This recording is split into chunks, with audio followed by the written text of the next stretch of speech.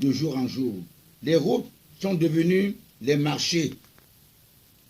Nos frères ne font rien pour prévoir l'inondation. Ils ne savent pas que l'extension du Vouri peut nous surprendre à tout moment, et même la déforestation de nos forêts. Les constructions anarchiques dans nos pays, pas de plan d'architecture. Les citoyens construisent dans les marécages.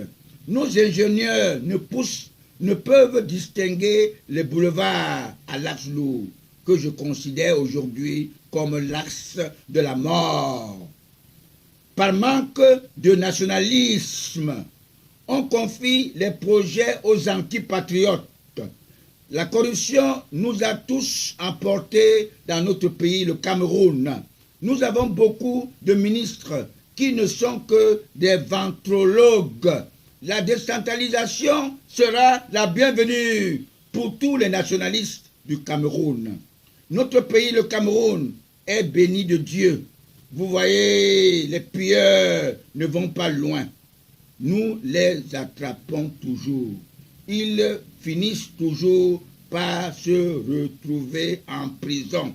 Et la majorité sont en enfer pour payer leur forfait. Celui qui pille son propre pays est excellemment comme un adolescent qui va dans la marmite et vole dans la marmite de sa maman.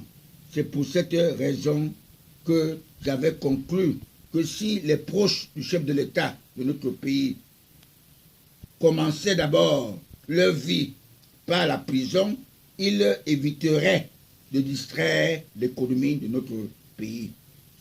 Exemple, mon camarade Bapé Bapès, qui a mal géré son ministère et après il se dirigea en prison pour 24 heures.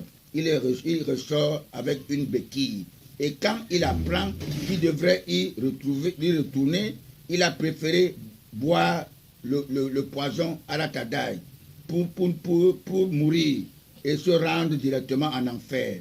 Alors que celui qui travaille bien, sa conscience ne le juge pas pour dire que tous les nationalistes sont au paradis. Ils sont venus accompagner Jésus-Christ dans sa promesse. Je reviendrai juger les vivants et les morts. Il est retenu à Vomeka chez son 13e apôtre et c'est le 3e conseiller spécial de mon candidat naturel, Paul Biya. Nous devions le voter tous pour barrer la voie aux prédateurs, des slavisateurs français qui se déguisent en serpent qui a trompé Ève au jardin d'Éden. J'ai l'impression que le jardin d'Éden, c'est l'Afrique. Je vous remercie. Merci, pasteur.